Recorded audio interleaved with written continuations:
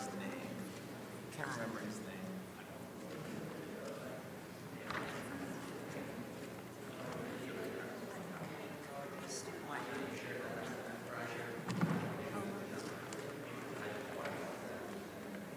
I know.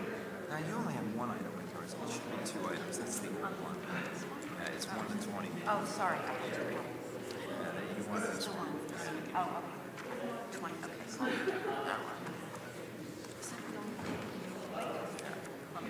Yes.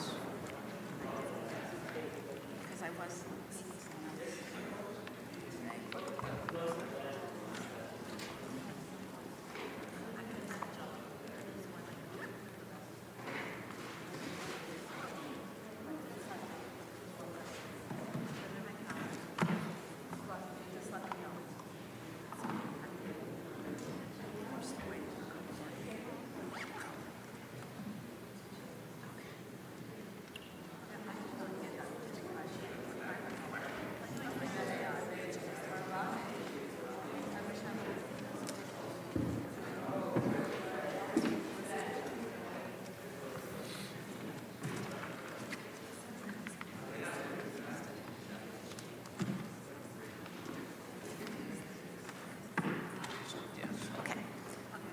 Okay, so I'm going to reconvene our regular session. And our next item is the appointment of the new board member. So are there any nominations? Oh, right. The first thing, I'm sorry, before we do that, I just wanted to thank all the candidates, and the entire board just felt we had such a great group of candidates, really high-quality candidates tonight. So it was a tough decision, and thank you to everyone for coming out for this position. And now, are there any nominations?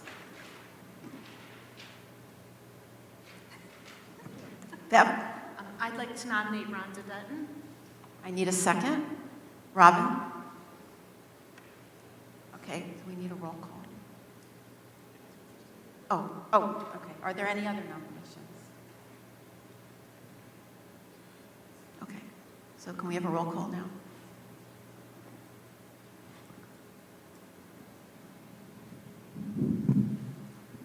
Mr. Byrne? Yes. Mrs. Werner? Yes. Mrs. Gray? Yes. Mr. Fry? Yes. Mrs. Richmond? Yes. Mrs. Shaw? Yes. Mrs. Wooldridge? Yes? Mrs. McCune? Yes. Madam President? Okay. Congratulations to Rhonda Dutton.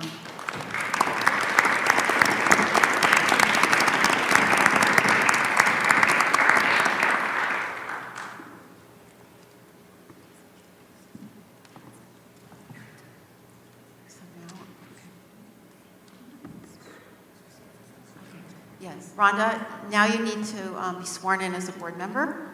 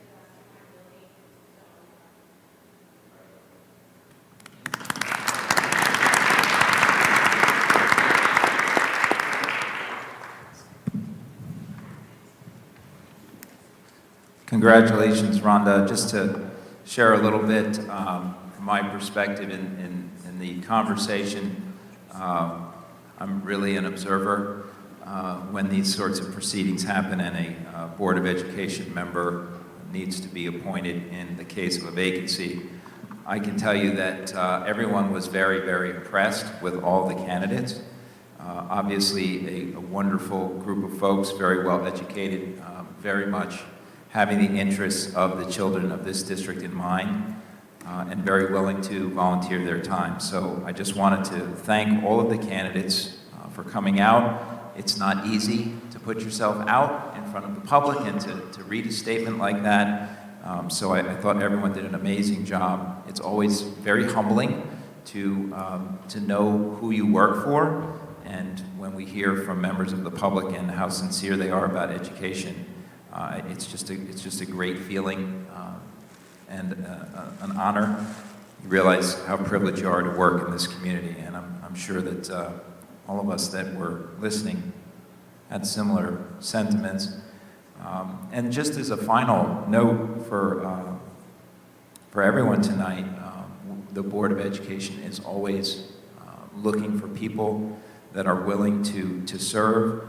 And from what I could gather, Rhonda's sitting here tonight because of her track record of being willing to serve in the district and volunteer and attend so many meetings. So congratulations to Rhonda, but to Lauren and Amitha and Liz, thank you so much. And certainly there are elections every year for Board of Education, and I know the board is always looking for strong folks to come out. So thank you to everybody for your contributions and willingness to step up this evening. And congratulations to Rhonda.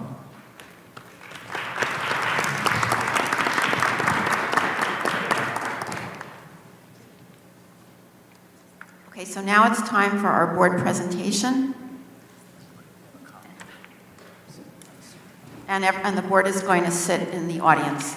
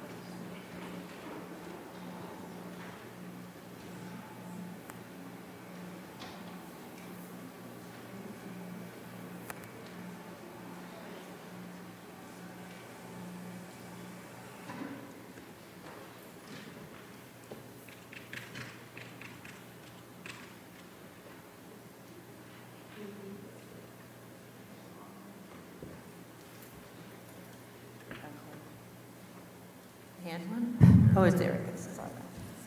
Well, welcome everybody. Good evening and Happy New Year. And Rhonda, welcome to Bernards Township Board of Education. Good luck. We appreciate you all coming out tonight on this very cold evening, and we promise to be very quick and to the point so that you can get home to your nice warm homes. We're here tonight just to give you a brief overview of what's taken place over the last 3 months in special education.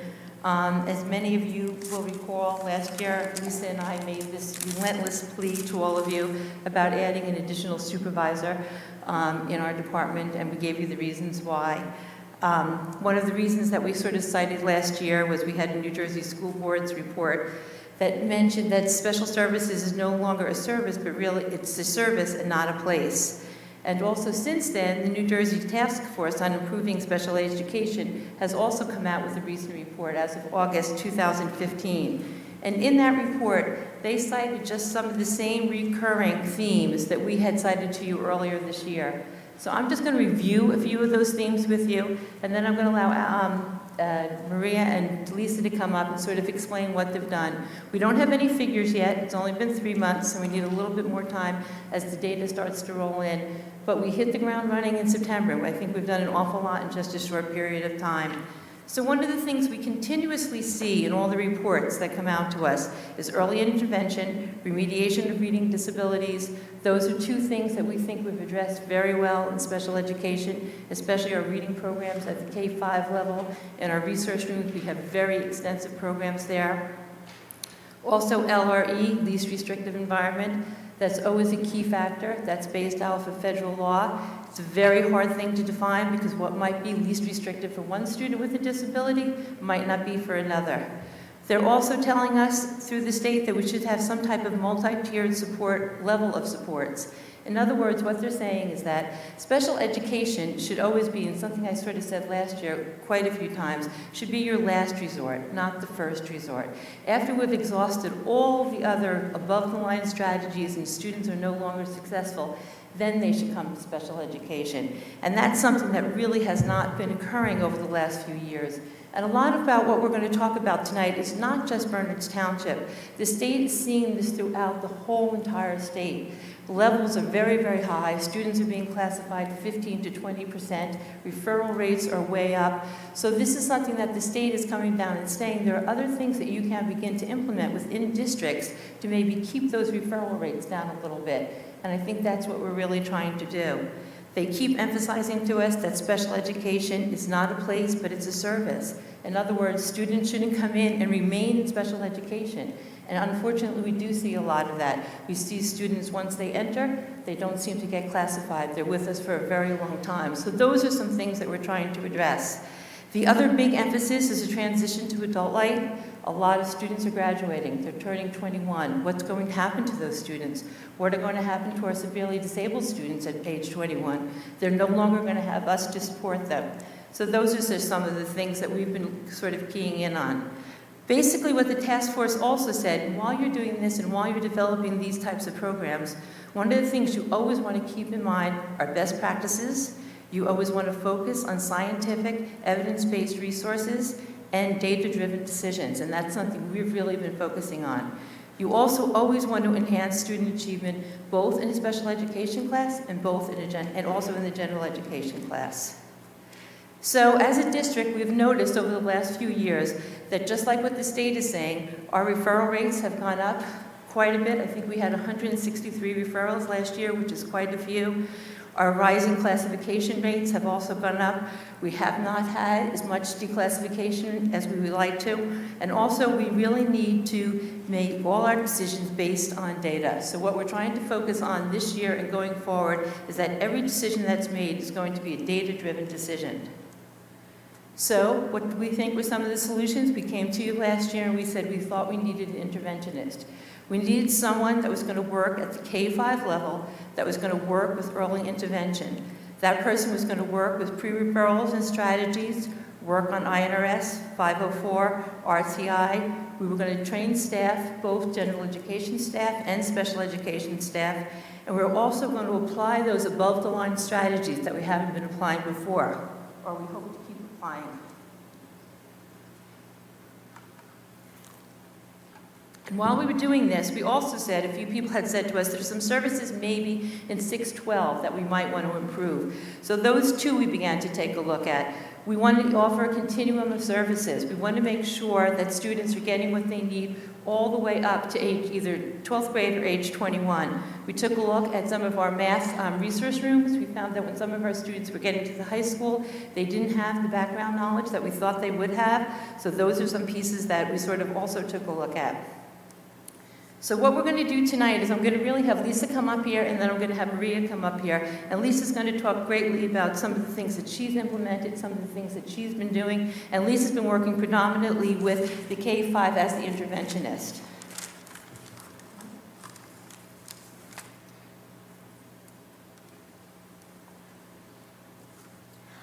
One of the things that we're going to take you through is being the K-5 interventionist and looking from starting in August when the position was approved to present day. One of the roles that I've had is I am attending all the monthly elementary IRNS meetings. Each building has a monthly meeting where the assistant principals coordinate the students that the teachers would like to talk about in terms of strategies, whether they're academic, behavioral, social, or emotional. And we have a meeting all day. It usually runs about a half an hour pre-meeting and a half an hour with parents. As I've been going through it, what we've also realized is that there's 4 elementaries. So within each elementary, I've been logging best practices. One of the things that I've realized is some buildings have some good best practices, but the other buildings are not aware of them because there's not a lot of that cross-district communication or even training. So they don't have a lot of time to communicate that. So one of the things we've been doing is logging what are some best practices. We have one of the meetings upcoming, a cabinet meeting with directors and assistant principals and principals where we're going to share those best practices and try to get all the 4 elementary buildings using those best practices. Another thing is the participation on 504 as well as IRNS plan. So when we have an IRNS meeting, we're looking at a presenting problem and then developing a plan of action. A lot of those plan of actions, back to what Sheen said, should be based on scientific, research-based instruction or strategies or interventions. So I've been working with designing and participating with the teachers, mainly the gen ed teachers, on those. As follow-up to that is some guidance and support. So one of the things is that I've recognized is that it's not that the gen ed teachers are not willing and able. They do need a better knowledge base of how to merge that general ed with that special ed. They're not having that expertise in special ed or some of the strategies to merge it. So a lot of times we may discuss an action plan. I then will follow up on a weekly basis. It may be designing some lessons with them. It might be sending them to observe a resource room or a special ed teacher. It may be me coming in and modeling the lesson. Those are the pieces that we're looking at. The other thing that I feel very fortunate about is as I'm in the meetings, I have been welcomed by all the members at every single building. There has not been one building that has said, please don't come back. I don't know if they would say that to me or not, since it's my job, but they're very welcoming. They're always sending emails. They're saying, what do you think about that? How is that working? They're very collaborative.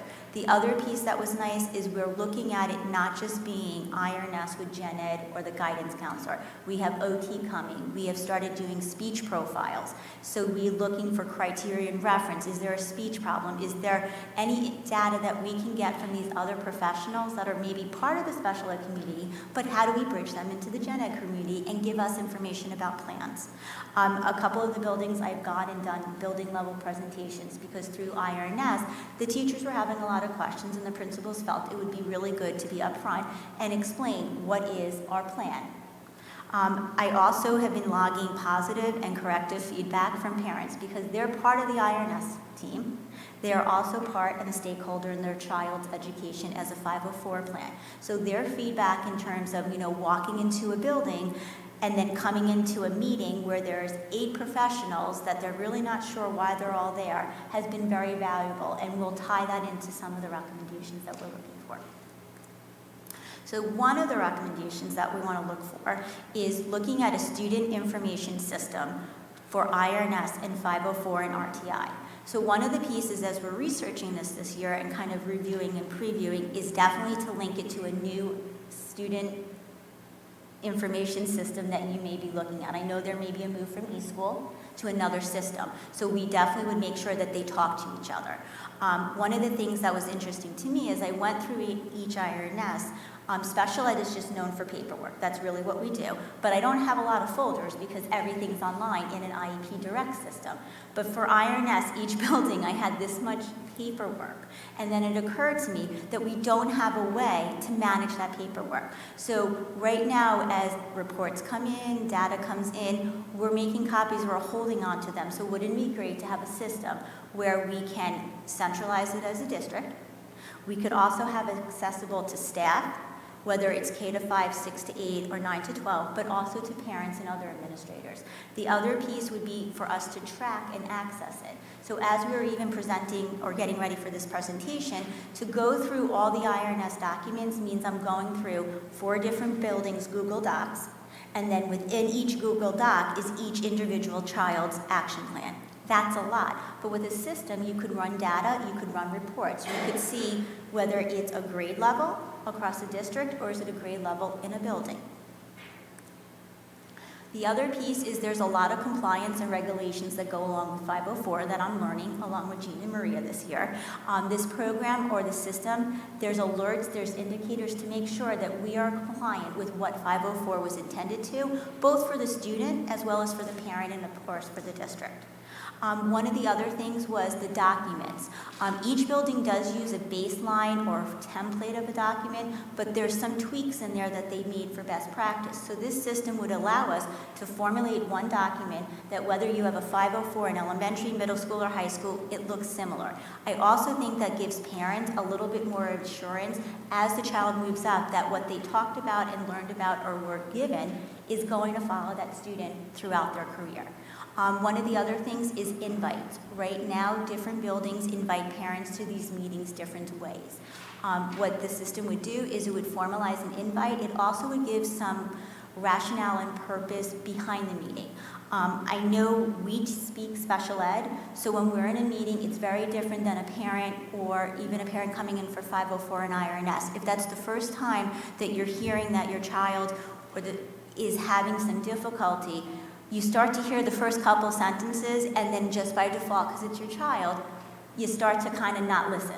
And not in a bad way, but you're emotional. So if we had some forms or some information that we could send out after the invite or the initial phone calls made, parents can read that, 3 or 4 times before they come to the meeting. They could see who's going to be at the meeting. They might come in with a different perspective. And also, any questions beforehand, like why is the interventionist or supervisor special ed here? Are you in a class with my child? Why is this speech person? So those are some of the feedbacks that we have gotten from actual parents. Also, I talked about generating the reports and the listings. When we look at the IRNS team, one thing that comes across, and this came from a lot of the stakeholders, the guidance counselors, the assistant principals, the principals, and gen ed teachers. Training definitely for administrators. I've been here, I think 11 years, and we haven't really had an IRNS or 504 training probably in the last 6 years. I think we're due for that. I also think training of the team members, whether it is an initial training or something that takes place maybe 2 times a year for them to kind of get together, but not only their teams, and I'm talking elementary, but maybe all 4 teams. So guidance counselors on all 4 teams get together. The assistant principals, some of those stakeholders, so that we are sharing those best practices and it's a little bit consistent. This is something that came from one of the meetings we had with Nick, a procedural or process handbook, something to get this all down in writing, so whether or not, there's a maternity leave in one of the positions, we have a turnover, there's something for that person to go to so that we're sure that these processes and this training is carried over and consistent. So one of the pieces that we look at as we start to move from IRNS to 504 is RTI, and that's response to intervention.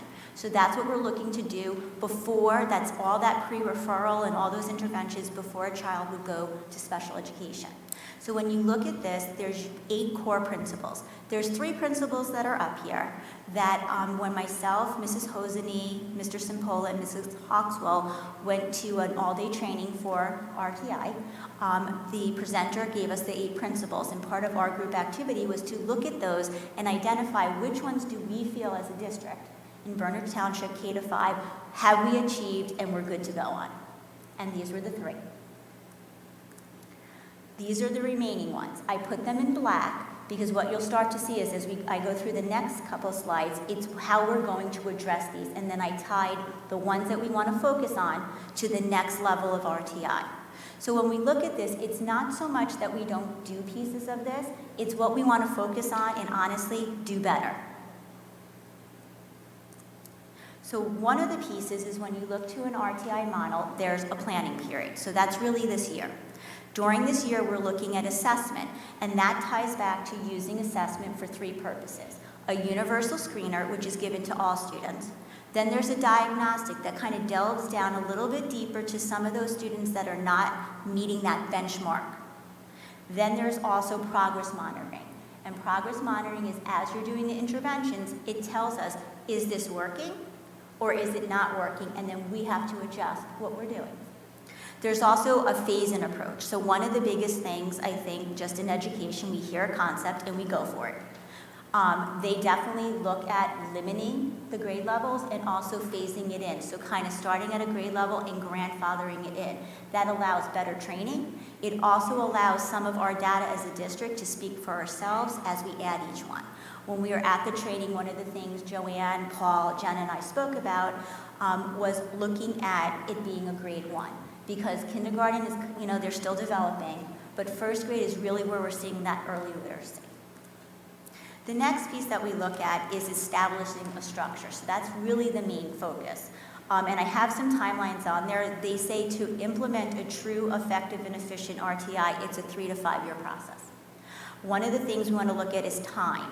So using those assessments, but it's also determining when are we giving the assessments, when are we doing the diagnostic, and when are we doing the progress monitoring. So that all has to plan out, no different than when we do the district writing sample with Mr. Hunter. He has those dates planned out in June so that everybody's on set and it's kind of saved on their calendar for the next year. The other piece we have to look at, and this was the most interesting to me, was the service or the delivery model. So when you go back to one of the things, it's the multi-tier model. So that's saying that this is gen ed, then there may be support that's pushed into the classroom, but there also is something that needs to be done. It's an intervention block. So one of the things that kind of goes awry with RTI is that it's taking or swapping out that gen ed instruction or that support. They have to have more. These are students that are not meeting benchmark, which means they need more of that. So it has to come from something. Time is obviously a commodity. So 2 of the elementary buildings and then 2 other buildings. One building does 30-minute blocks at the beginning of the day and at the end of the day, and some buildings have it in the middle of the day. So we do have those 30 extra minutes because of the 30 minutes we added to the elementary calendar maybe 2 or 3 years ago. But what is their model when we went to the conference is to have every teacher to do that intervention when you have 25 students in your class is very difficult. So they developed something called Walk to Intervention, and then the acronym is WIN. And what that is after the students have the diagnostic, they're grouped. So for 30 minutes every single day, grade 1 has an intervention block. If Jean is for phonics, you are for phonemic awareness and your fluency, you might get the fluency kids. So they're not necessarily your students, but you're able then, as a teacher, to focus on one concept during that intervention period. And this includes every child. That means ESL, special ed, gen ed. It means gifted and talented. That's another piece where you use the G&T teacher to maybe push or have that group work on more G&T pieces, whether it be reading, math, and those are facilitated. But during that 30 minutes, when you pull all your staff together, and reading specialists would be included, you're talking about 9 staff members. So 9 staff members divided between all these students, they're getting, it's true differentiation. Everybody's getting what they need based upon data. After we look at the identification, then, or the data analysis, the students we get the data back from their groupings or their assessments. We're then looking at saying what areas. Do we need comprehension? Do we need fluency? Obviously, the students that are below that benchmark, their grouping, their student assignment and teacher assignment for the groupings are going to have a lower student to teacher ratio. It makes sense. So the neater the student is or the lower below benchmark, they might have maybe an 8-to-1 ratio. Where students that are in the green or meeting benchmark or have exceeded benchmark, that could probably be a class of 20 with one instructor because they are more independent and they're on benchmark. We look to formulate the groupings, and that's again the multi-tiered level. So that would be student assignment and teacher assignment. Then the next piece is the tier 2 and 3. So that's really where kind of the big piece of the intervention comes in. We're looking to use scientific research-based interventions and instructions. So we definitely have the identified area. Then we look at something called the gradual release of responsibility. So one of the premises, and this is based on research, is that you do need explicit and direct instruction. So it's kind of that old skill and drill kind of thing where you're sitting there and you're linking the letter to the sound and all those pieces. But then there has to be a time where you release the student. But that's guided practice. So that guided practice is still where the teacher is working with the student and modeling, but they're not releasing them to that independent practice. So what this does is it actually is a nice way for the teachers to compartmentalize. When does the student really need me? I'm going to provide the instruction. So I'm doing, we're doing, you're doing. And that moves them along. So there is always an end in sight for that student to be independent, but it has to be gradual and systematic. The last piece is also consistent materials across the grade 1. So if one building is using one phonemic approach or unblending technique, another building is using another one, or two different teachers are using two different ones within the same building, that student who is at that not meeting benchmark is going to get confused. So if it's apple it has to be apple for every single child in the district. That's that consistency. So when we look at the materials, we want to make sure that they're similar in nature and that no matter where that child's moving within that building, within that grade level in the 4 elementaries, it's consistent. The last piece that we look at is progress monitoring. So that's really where we're looking to monitor the progress to then inform instruction. So what we do is we look at those dates for progress monitoring. After an intervention has been started or a group has started, you usually look 6 to 8 weeks, and we plan that out with the calendar. You determine at that time, is that student making progress? Have they been successful with the intervention, or do we need some adjustment? The adjustments are talked through at the problem-solving committee. So that's really our IMS team. So we look at making decisions based upon data. Is the child being successful and we continue with the intervention? Have we met the child and they're ready to move on to the next intervention group? Or do we have to back up a little bit and maybe retweak and relook at them going to a different intervention group? So one of the pieces, as you can see, is it's definitely laying the groundwork, but it's very intense and there's a lot of work. And I love my new job of the interventionist, but I still also have the other position of K-5 special ed. So one of the things that we looked at was Joanne, I said, Paul, myself, and Jenna, we went to a conference. It was a full-day conference in Cherry Hill as well as an IDA conference. And we looked at different consultants that are really effective at bridging that gap between RTI and implementing it. There are tons out there because this is a buzzword, so everybody that likes buzzwords look at ways to make money. So one of the things I started to do is really look at going to these workshops to find out and sit there as a participant to see, is this feasible?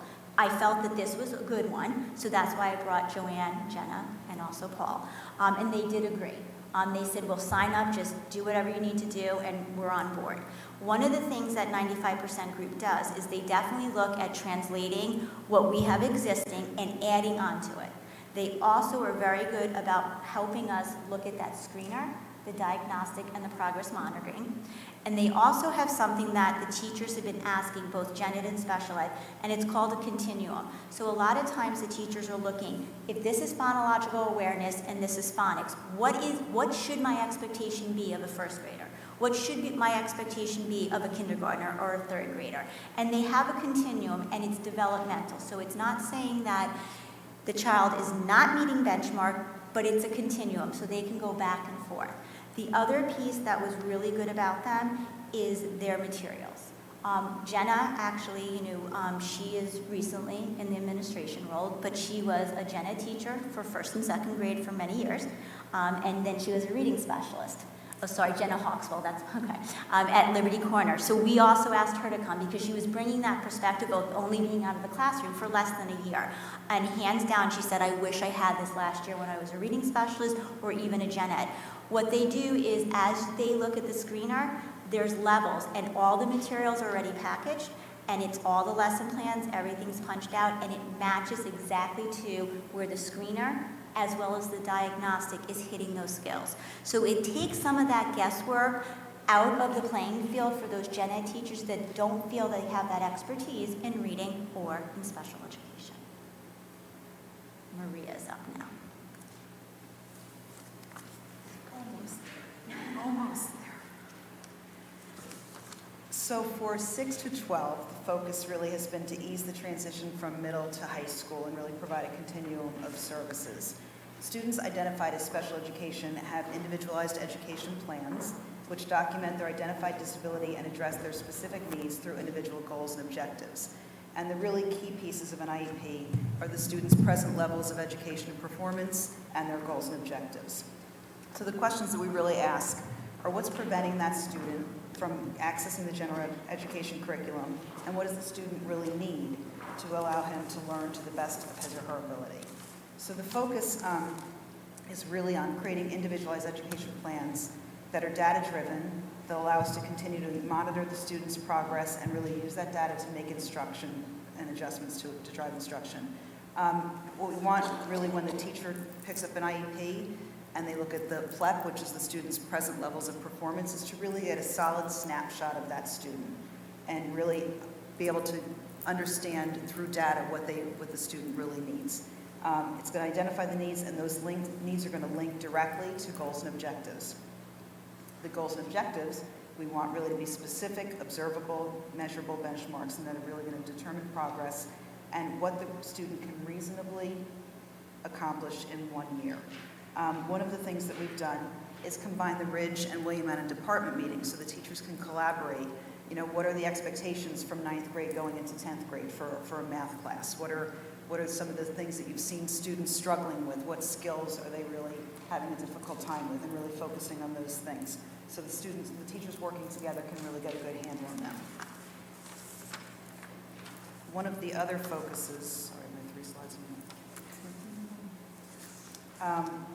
is the Resource Room math program from grades 6 to 12. You know, we have a very fast-paced, very rigorous math program, and our students really can access that program, but they need additional time.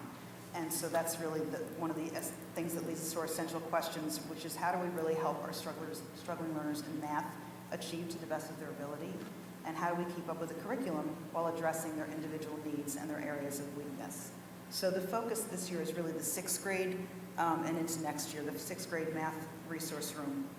And we're looking at, you know, materials and additional time. Where can we get that time to really give them more exposure? Because we don't want to pull it from the classroom. We want to see where we can find additional time built into the day. We want to also look into technology, so programs that will really address specific skill deficits based on test data, use information maybe presented in different modalities. And some of the things we're looking at, academic support possibly, maybe something over the summer that will really help us give some more time to those students. Another thing that we're really looking to is school refusal. We see this really manifest itself in middle and high school, but research has shown us, and we've really been looking into this the past couple of years because it's an increasing problem everywhere, is that really you can see patterns going back very early in elementary school. So we're really looking into that research, working with Dr. Chu from the Rutgers Anxiety Clinic, and collecting data this year, really looking at starting to monitor student absences in the elementary school, starting to see if we can notice patterns, and really then start to address them and get parents involved and really get the support of the guidance department and work together to maybe create some modules over the summer to start to really get that information out to parents and so they can understand the importance of the school attendance.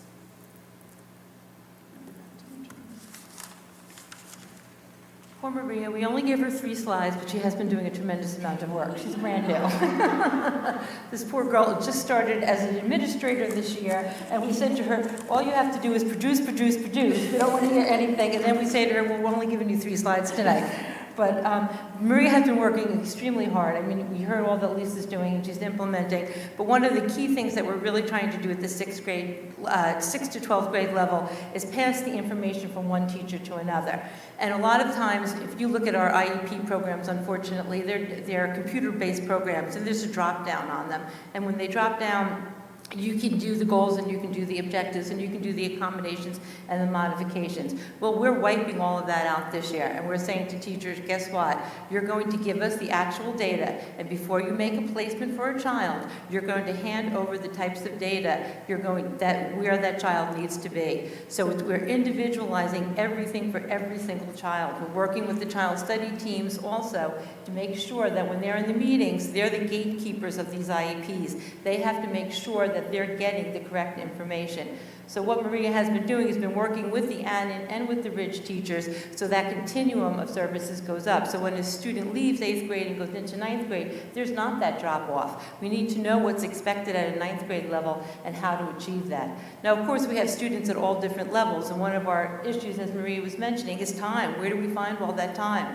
Some of all of our curriculum is very, very fast-paced, but very specifically for some of our math programs, it's moving at a fast pace. Some of our students have huge deficits in that math area. So what we're beginning to do is maybe find allocations and not taking them or removing them from their current classes, but maybe there's additional time during the course of the day that they'll be able to work on some of those skill deficits. So all the IEPs this year are going to be based off of skill deficits, so that anyone that picks up an IEP should know exactly what it is that child needs, and they should be able to pick up and they should be able to continue that. So that's really a lot of what's been happening.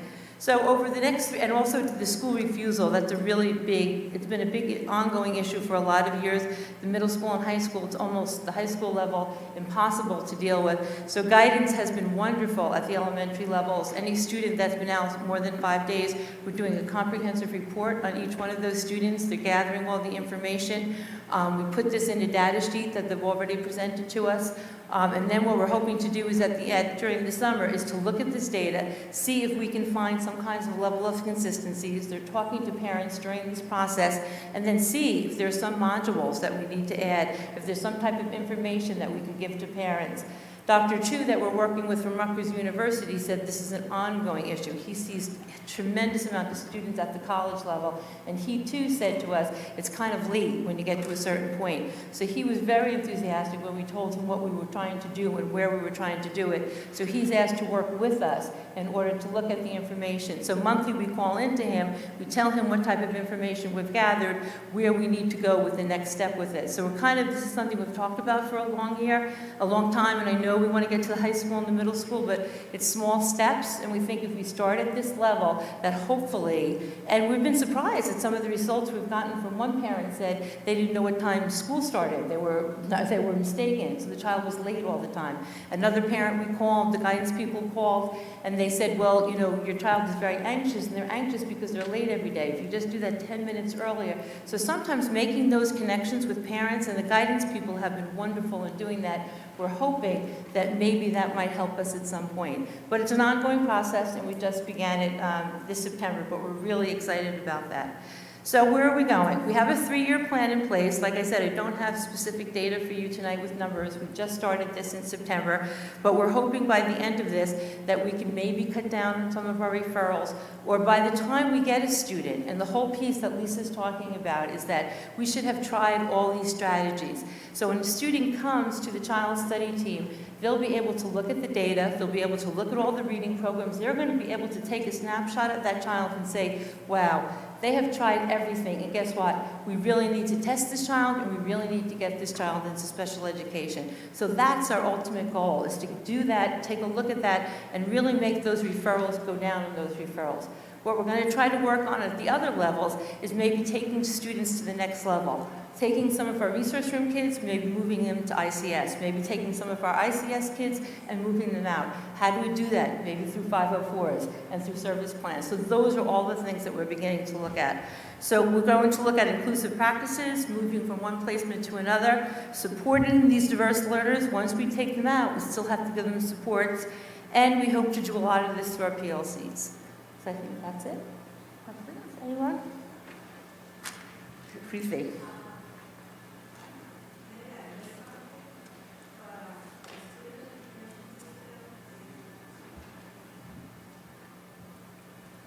I probably missed something, but the student information system for INRS and 504, is that software that you're using to combine all the data? Like, she was saying things were, so do we need to buy it, or you have it, or? No, currently we don't have the data. Currently what we have them on is a drive where all the information is on the drive, and on that drive you can go into folders that are designated to every school. It's a Google Doc that we developed, actually I developed it a few years ago, so they go into those and they take a look at it, all their information is there. But we are looking to look at a program now, and this is trying to do that through Title I monies if we possibly can, so that's something we are looking at. Is that what the point was of the slide, Yeah, saying you're looking for money to do this? Well, no, it wasn't necessarily that we're looking for money to do it. We've been looking since probably about a year. We've been looking at alternative student information systems to eSchool. And for parents, that's Home Access Center, right? What you see from home is Home Access Center. That's what you see as a parent.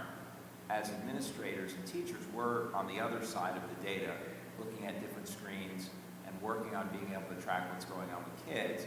And what Jean is saying is that that's fragmented. And what we're trying to do is find something that might be able to bring all of the information into one place so it's easier to track what's going on with kids over time. Is that something you're doing just for No, we're doing it the for whole district? at large.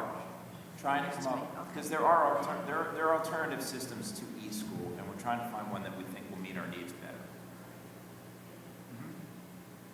Go ahead, John. The rising referral rates and the rising classification rates, obviously you're trying to get that down. Do you have any goal, what percentage or anything like that is what you would expect based on the plan that you put together?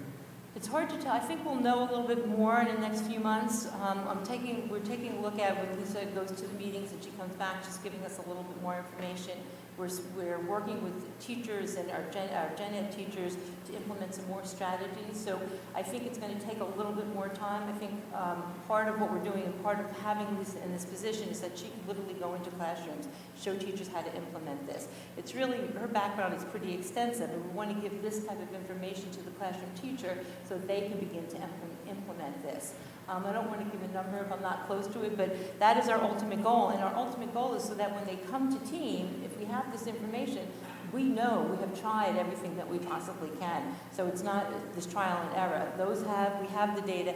And that is something that the state is really coming down hard on us, is the INRS process. And it's supposed to be data-driven. And you're supposed to have data. So these plans are supposed to go into effect. You take a look at these plans, and there should be data to back whether or not these plans are effective. And that's something we've been doing, but I think we need to do it a bit better. And that's the thing that we're really going to focus on. Have you tried everything? Well, you can say you've tried everything, but you need to show us how you're going to try it. And then also, it's hard for teachers because they have 20-something students in the class. So maybe Lisa has the time to go into that classroom. This is what you should do. And it's not just for reading. We're finding a lot of students with attention deficit disorder.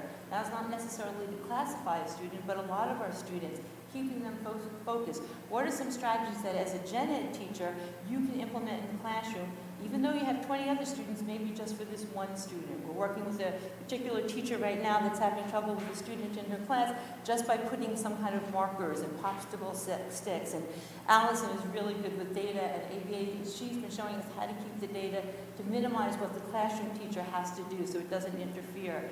So I don't have numbers, but I'm really optimistic that we're going to go down. Yeah, Unless people move in. Right. You know, there's only so much. The other thing to keep in mind too is that, you know, our goal is to not, it's not like we're looking at numbers and saying, okay, our goal is to get to this number. Right. Because really our goal is to give the kids what they need. And I think that what we're seeing is that numbers and things are happening at such an alarmingly high rate is that that's kind of a symptom like, okay, can we do something different here? Not so much that we're trying to target down to a certain number, just that the rate that things are happening is alarmingly high.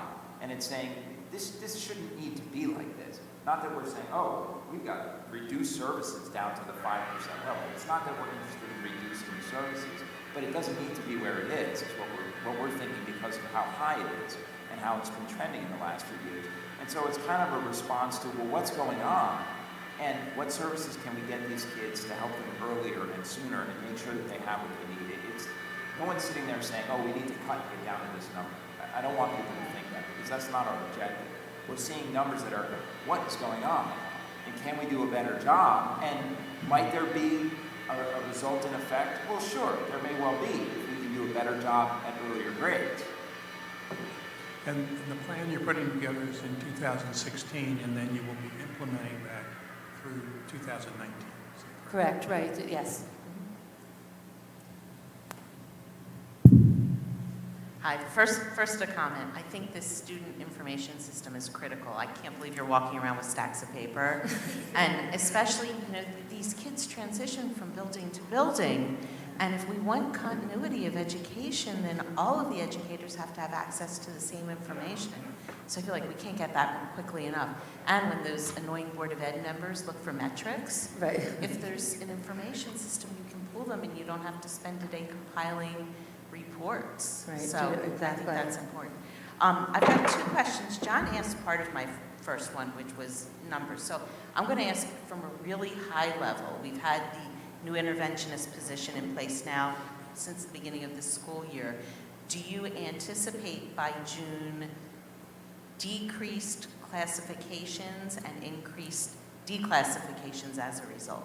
I'm not asking for a number or a percentage. No, I think what we're looking at is maybe less referrals at this point. We found last year that some of the referrals that we were getting to the child study team didn't necessarily have to come to team. So that's our first objective, is to cut down on those referrals to see that we can do things inside the general education class. So I think that's our objective for next year. Declassification we are looking at for some students, and then we're trying to implement some 504 plans that maybe they can go from special education into a 504, because a lot of parents are nervous about all of a sudden taking everything away, especially at the high school level. Their kids are going on to college, what can we do? So those are the things I think we're looking at mostly. Well, I think that we already saw an increase in the number of declassifications in Yes, the last last year year, that we we've did. seen in the last couple of years. Yeah, that's amazing. And We're then- really pushing the teams to talk to parents and discuss with them the options. And I think as long as we have plans in place, parents are apt to do it a little bit more. So it's something that we're identifying, we're talking about. We meet with the child study team monthly to talk about students that are coming up, students that we can possibly declassify. And I think last year was one of our best years so far. That's great. And then the other question I had, Lisa talked about the consistency or continuity among buildings in the district. But then you talked about there are these special 30-minute blocks for the kids in the elementary schools, but some of them have the blocks in the middle of the day, and some of them have the blocks at the end of the day. Have you done any analysis to see if the time of day makes a difference, creating discontinuity? Is that a word? Part of it, I would say, is it's also it's their master schedule. So every building has different master schedules. So like Mount Prospect has more part-time related service providers coming in there for art and music. So part of it is working with that building, because I think the first step for me is to just get the 30 minutes in there. And then from that, I think it will evolve with looking at the staffing and stuff. But for me to go in there and say, I want the first 30 minutes, I think that's kind of selfish. I think, yeah, and one of the things that we've talked a lot about, in particular, is the early intervention issue and identifying the students that need more of something and trying to make it valuable and not take away what they're already getting in the regular classroom. It's like, okay, if you need help with something, you should have more time in that area, but it always becomes this time battle of, well, what are you going to take the 30 minutes from in order to give them more of something else, right? But if you're talking about basic literacy in reading and mathematics at the K-5 level, I think that's got to be the priority. And we're trying to, as Lisa mentioned, the extra 30 minutes that was added to the day. Can we use that in some way, shape, or form? The other thing that I heard for the first time tonight that I thought was a really good idea was this idea of kind of a flexible grouping, which I thought about making the connection to what Brian was talking about in terms of the GET classes, but that idea of taking an entire cohort and saying, okay, for 30 minutes, whenever we can try to get it to work in the schedule, we're going to shuffle the kids all around and allow different teachers to be expert in different areas to help them on certain skills that are identified for each of them, but we're still going to give them all the regular instruction that they have in the regular classroom, which I think is that sounds like an idea that can hold some real promise if we can schedule it in a way that would be effective and group the kids for a particular skill, even if it's an enrichment skill, because they're showing a lot of mastery of it. So that can dovetail somewhat with the GET. So I appreciate that. Yeah, and honestly, all the buildings have 30 minutes. Two have it at the end of the day, two have it at the beginning. Some of them have like merged it into a PLC movement and stuff, but they're open to looking at that. The other piece with the walk to intervention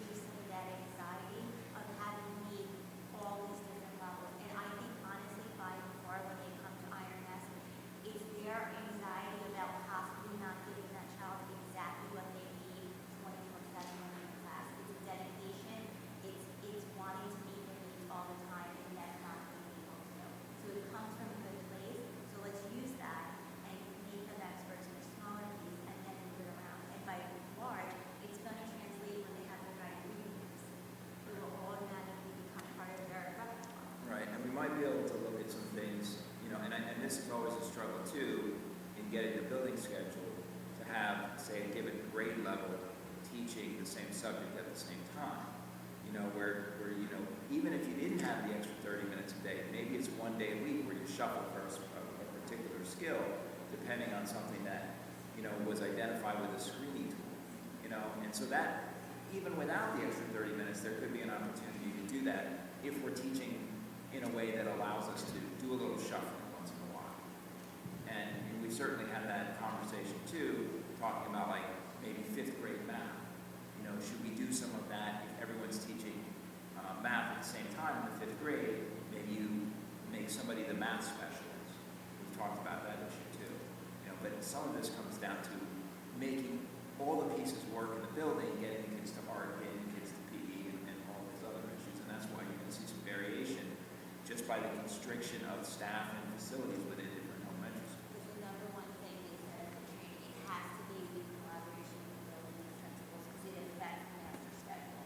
So once you have the biggest piece is that master schedule, that's what I think everybody works on for months. So if we start early, she said you have to start talking about it in January, February, and that's what we're doing. So I'm optimistic.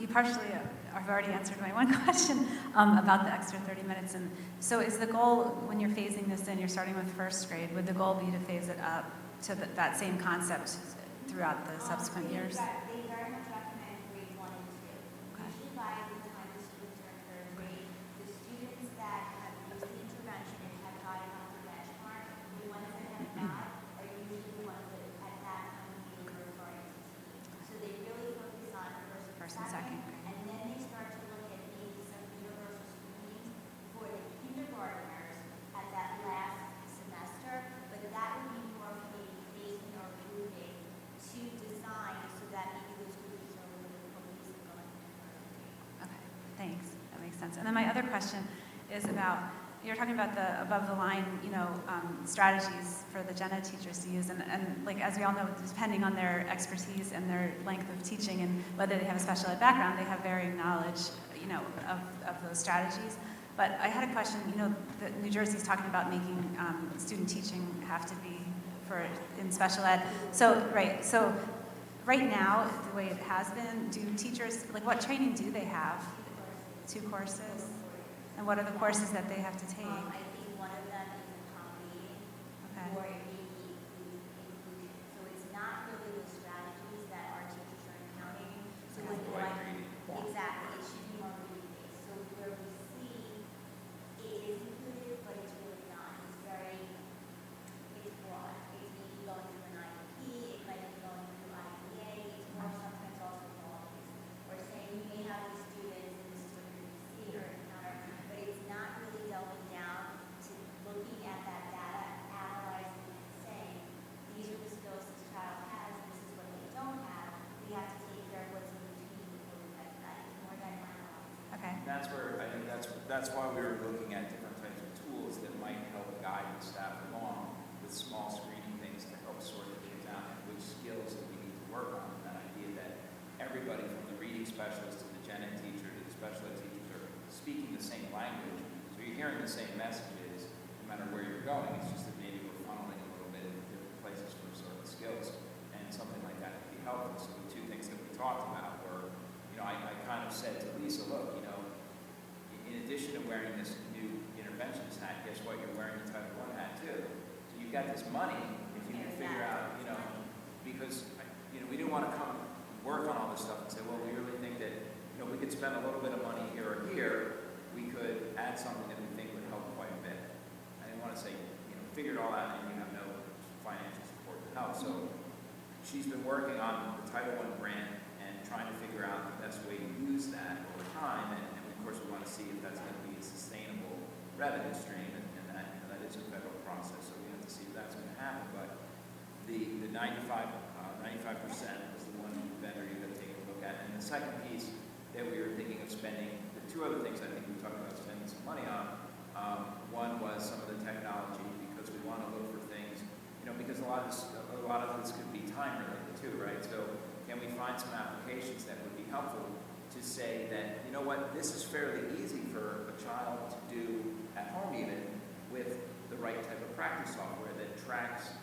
skill level and tracks whether or not they're hitting a certain benchmark, like 60 out of 70 or 90 out of 100, in a little bit of that skill and drill type stuff to make sure that the literacy is there. So, being able to buy a little bit of software for some of the kids. And then the second piece of it is, that time issue.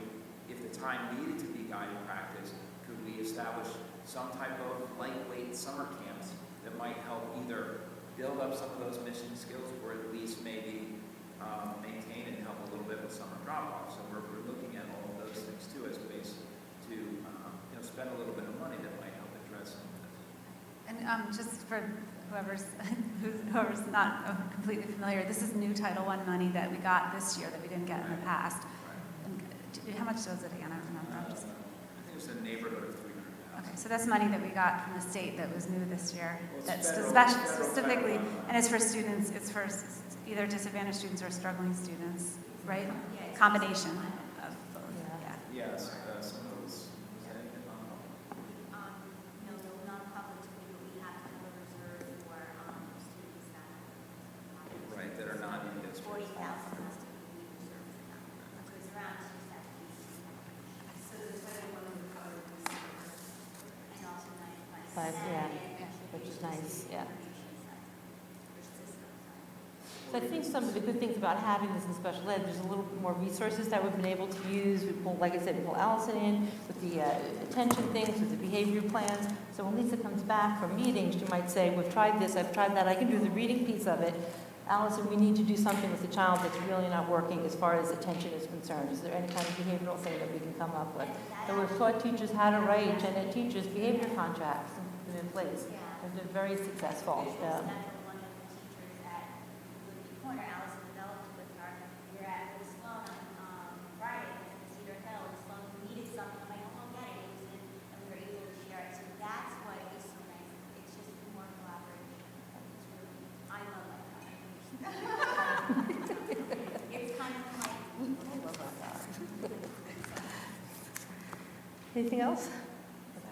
Thank you. This is Thank great. you. Thank you. Okay.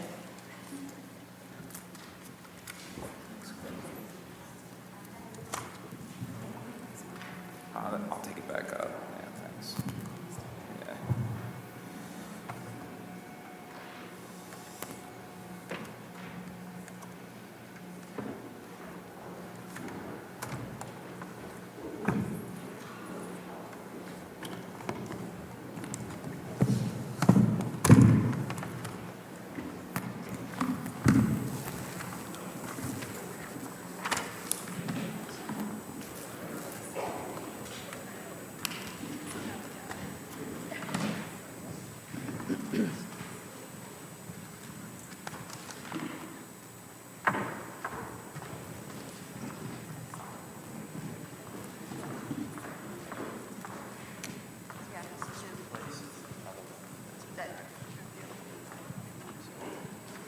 Right. 21 items.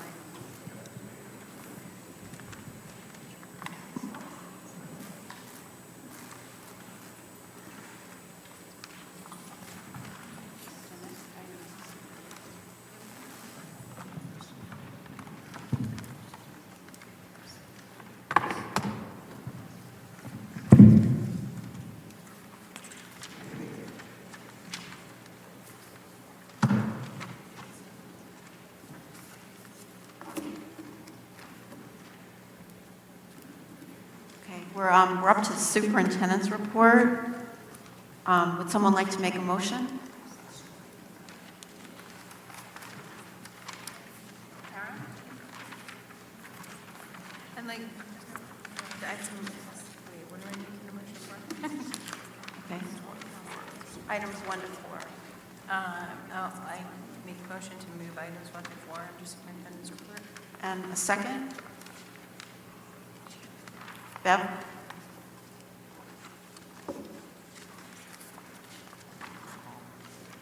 And can we have a roll call?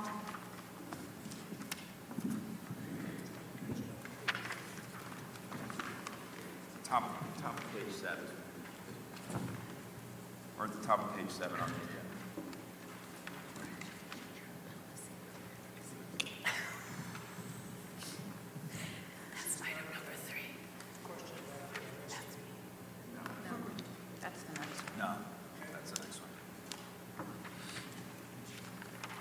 McCune, Yes.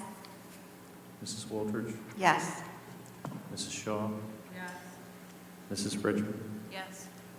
Mr. Fry, Yes. Mrs. Gray, Yes. Mrs. Swerner, Yes. Mr. Byrne, Yes. Madam President.